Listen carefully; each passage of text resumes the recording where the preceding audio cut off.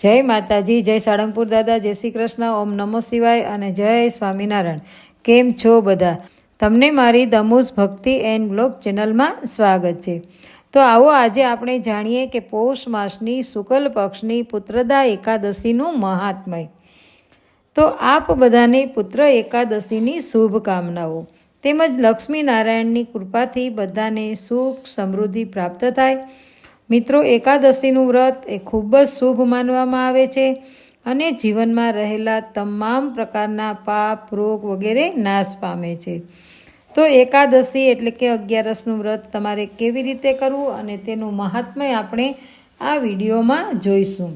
તો યુધિષ્ઠિર બોલ્યા કે શ્રી કૃષ્ણ, આપે શુભકારિણી સફલા એકાદશીનું વર્ણન તો કર્યું, હવે કૃપા કરીને મને શુક્લ પક્ષની એકાદશીનું મહત્ત્વ બતાવશો અને તેનું નામ શું છે, કઈ વિધિ છે તથા તેમાં કયા કયા દેવતાનું પૂજન કરવામાં આવે છે.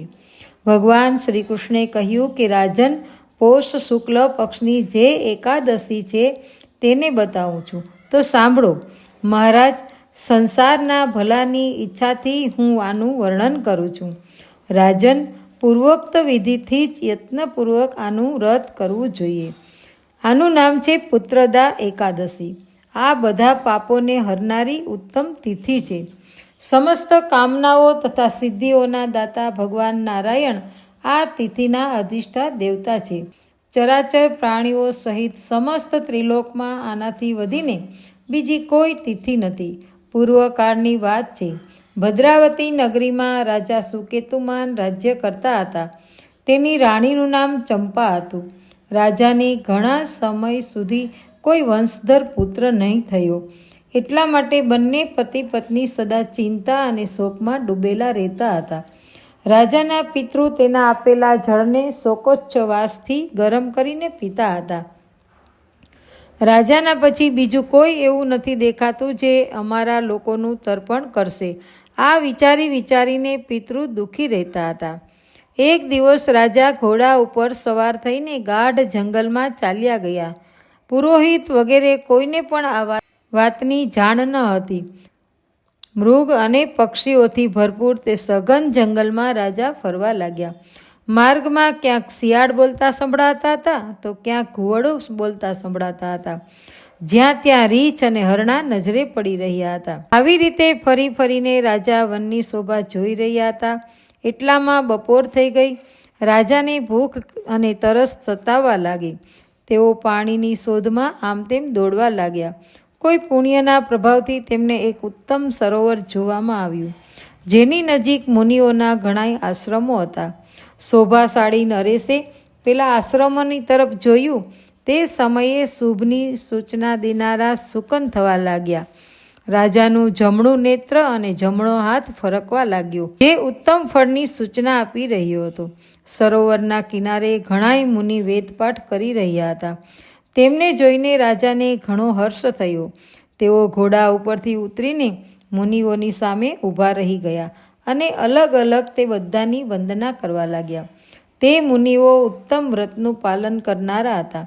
જ્યારે રાજાએ હાથ જોડીને વારંવાર દંડવત કર્યા ત્યારે મુનિ બોલ્યા કે રાજન, અમે લોકો તારા પર પ્રસન્ન છીએ. રાજા બોલ્યા કે આપ લોકો કોણ છો? આપનું નામ શું છે? તથા આપ લોકો શા માટે અહીંયા એકઠા થયા છો? આ બધું સાચે સાચું જણાવજો.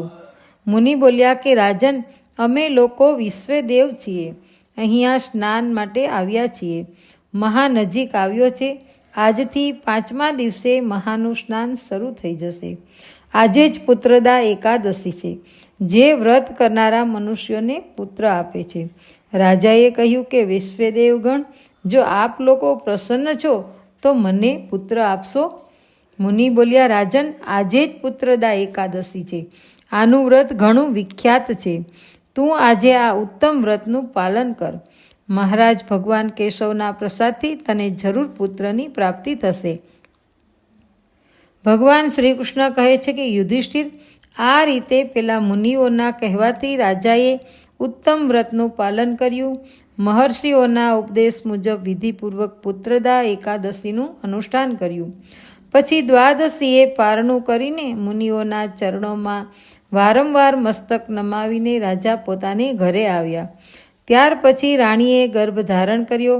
પ્રસવકાળ આવવાથી પુણ્યકર્મા રાજાને એક તેજસ્વી પુત્ર પ્રાપ્ત થયો, જેણે પોતાના ગુણોથી પિતાને સંતુષ્ટ કરી દીધા હતા. તે પ્રજાઓનો પાલક થયો. એટલા માટે રાજન પુત્રદાનનું ઉત્તમ વ્રત જરૂર કરવું જોઈએ. મેં લોકોના ભલાને માટે તારી સામે આનું વર્ણન કર્યું છે. જે મનુષ્ય એકાગ્ર ચિત્ત થઈ પુત્રદાનનું વ્રત કરે છે તેઓ આ લોકમાં મૃત્યુને પામી અશ્વમેઘ યજ્ઞનું ફળ મળે છે. તો આપે પુત્રદા એકાદશી વ્રતનું મહાત્મ્ય સાંભળ્યું. તો હવે આપણે જાણીશું કે પુત્રદા એકાદશીનું મુહૂર્ત ક્યારે છે ને પારણા ક્યારે કરવાના છે. તો પુત્રદા એકાદશી પોષ સુદ 9મી જાન્યુઆરી 2025ને ગુરુવારે બપોરે 12:22 શરૂ થશે, એટલે કે પ્રારંભ થશે, અને પોષ સુદ શુક્રવારે એકાદશી તિથિની સમાપ્તિ 10 જાન્યુઆરી 2025ના 10:19 પૂર્ણ થશે. ઉદ્યાતિથિ પ્રમાણે એકાદશી વ્રત રાખવાનું તારીખ 10 જાન્યુઆરી 2025 અને શુક્રવારે રાખવાનું રહેશે. તેમજ દ્વાદશી તિથિનો પ્રારંભ થશે 11 જાન્યુઆરી 2025 ને શનિવારે 7:32થી 8:21 સુધીમાં પારણા કરી લેવાના રહેશે. તો એકાદશી વ્રતનું ફળ ખૂબ જ હોય છે અને મહાપુણ્યદાયી ફળ મળે છે, તેમજ મોક્ષ મળે છે, પૂર્વજન્મના પાપ નાશ પામે છે. તો આશા છે કે આજનો મહાત્મ્યનો વિડીયો આપને પસંદ આવ્યો હશે. તો આની પહેલાં પણ મેં એકાદશી કેવી રીતે કરવી, કોણ કોણ કરી શકે, એ આનાથી આગલો વિડીયો મૂક્યો છે, તો આપ તેમાં જોઈ લેજો. અને વિડીયો જો પસંદ આવ્યો હોય તો વિડીયોને લાઈક કરો, તેમજ મિત્ર વર્તુળમાં શેર કરો અને ચેનલને સબસ્ક્રાઈબ કરો. ફરી મળીશું નવા વિડીયો સાથે. ત્યાં સુધી બધાને જય શ્રી કૃષ્ણ.